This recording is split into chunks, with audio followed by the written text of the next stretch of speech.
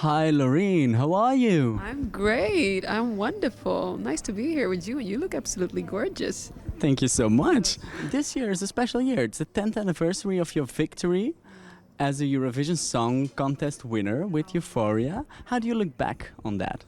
It feels like, time. It feels like it was yesterday. Yesterday this happened. Time is flying so fast. Are you kidding me? But I'm still me, and I still enjoy the song, although I would like to sing it for myself sometimes, whenever I sing it on stage, the audience sings it louder than me. I'm like, shut up, guys, let me sing my song. I want to sing my song.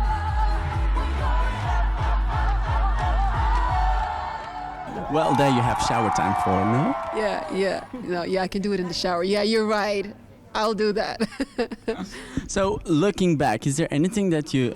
Okay, a little bit closer. Yes, a little bit more cozy. Yes, you took a certain direction, very authentic, and I praise you for that.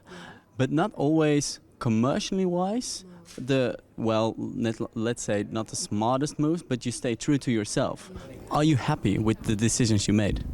Yeah, I actually am, because at some point, the thing is with Euphoria, there was a certain revelation for me, and the revelation with Euphoria was that you have to stay true to yourself. Euphoria was not a compromise whatsoever. So for me, standing there with you guys and winning was like that feeling of being true to yourself is so important, at least for me. I realized I cannot compromise. That is not even an option. So my career is an organic development of me. See? So, if success was the goal, then it would have been different. Why can't this moment last forevermore? Tonight eternity's an open door. The first time that I saw you, everyone went crazy about the song. What made me crazy about you was the fact that you were so authentic and that you really were, for me, the alpha female. I always knew that I was a woman deep inside. You were embracing that female empowerment. Correct me if I'm wrong, but can I put the word feminist on the table? Are you a feminist? I'm a feminist when I want to be a feminist, wherever there is imbalance, where you can tell, like, wait a minute, I do not get the same treatment as a man or somebody else, then I am a feminist, And I am, so wherever there is an imbalance, if there is one, then I'm there. So yes, I'm a feminist, because there's still an imbalance, between men and women. That's one imbalance. Let's just go there, and there are other imbalances. And then I'm whatever you need to be to balance things up there. You see what I mean? Yes.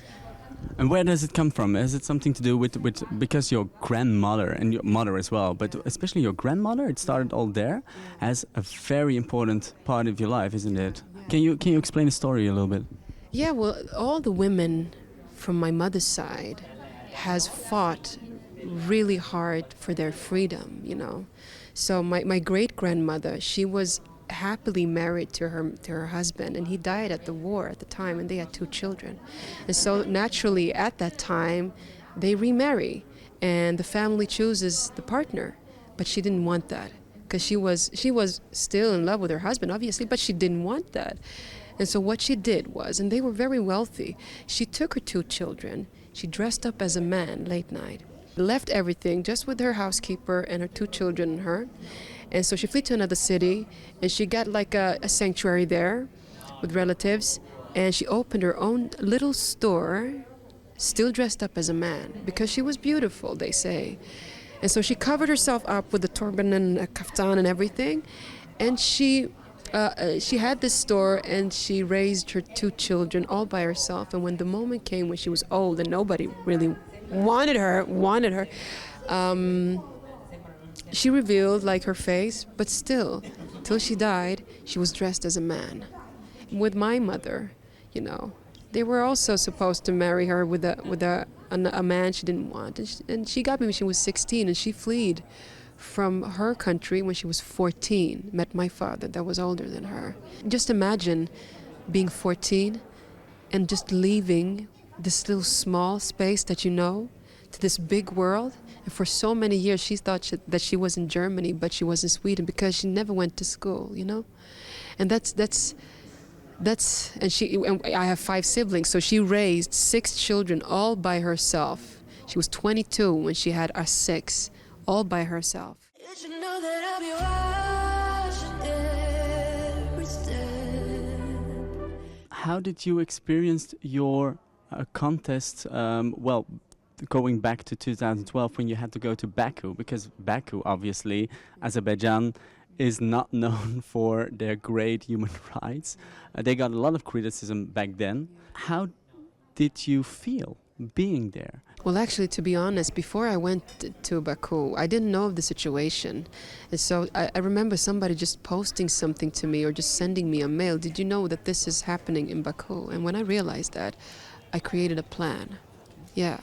So I was working with an organization called the Civil Rights Defenders. I decided that there's still some real truth that needs to come out here about what's going on.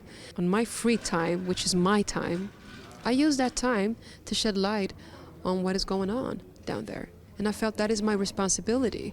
Because to me, creativity without purpose is not interesting enough for me. I can't create without knowing why I create. Why do I do what I do? Why am I sitting here with you?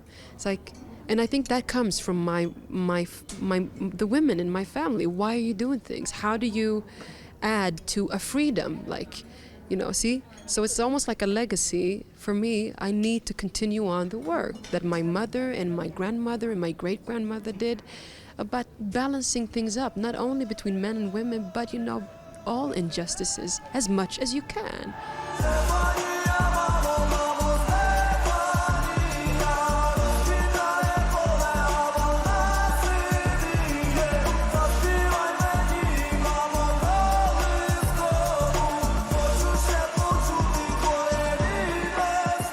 Loreen, there's a war happening at the moment. Ukraine, how is your point of view? Because there's a whole debate about whether it's okay for them to let them win because of the moral support. Other people say no, let the contest be a contest. How's your opinion on that matter? What is going on in Ukraine is that people are dying, you know. There's a war, we have to take a collective responsibility for that.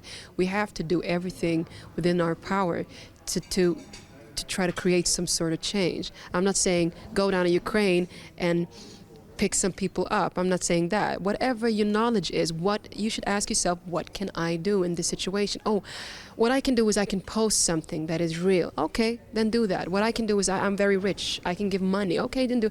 What I could do as a doctor, I can go down there, I can save some people. Whatever we can do. I mean, and I feel if Ukraine winning in this competition in any way balance things up or helps the Ukrainian people or whatever, then please let them win. 183 points. So we have a winner. The winner of the Eurovision Song Contest 2022 is Ukraine!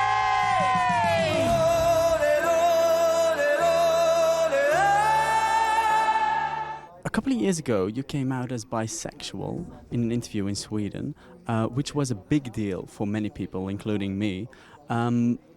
Is that something that you feel very important to do as a public figure? There are people that are not really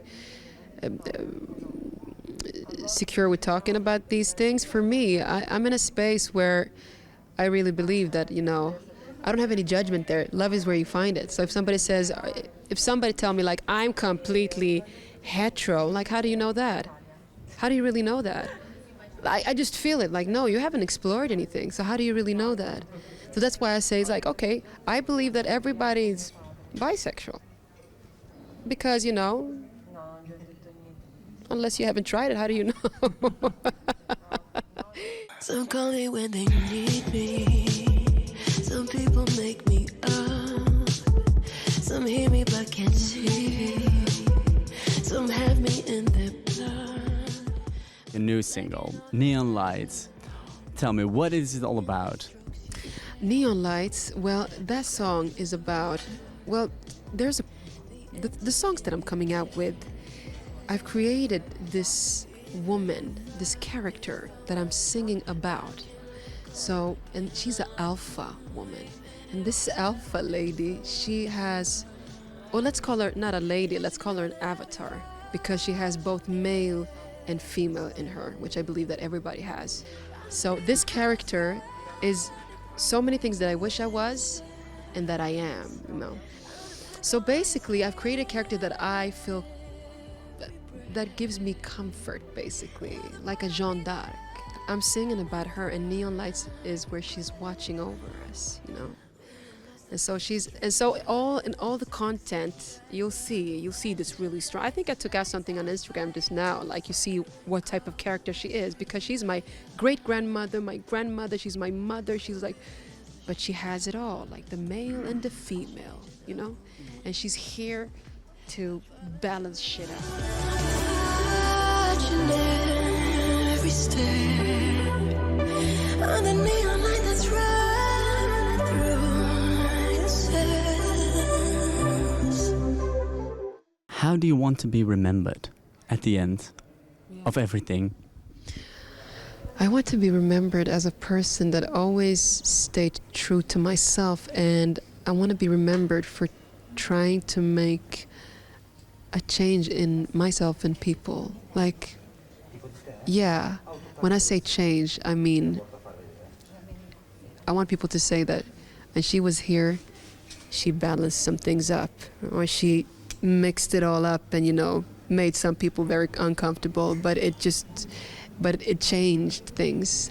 That's what I want to be remembered. Well, stay on that path then, because you're heading that way, definitely. Annoying with so many and be like, I'm gonna, you know, yeah. Well, thank you, Loreen, for this wonderful interview. I really enjoyed it. I really enjoyed you too. Thank you. I love the questions. I really did.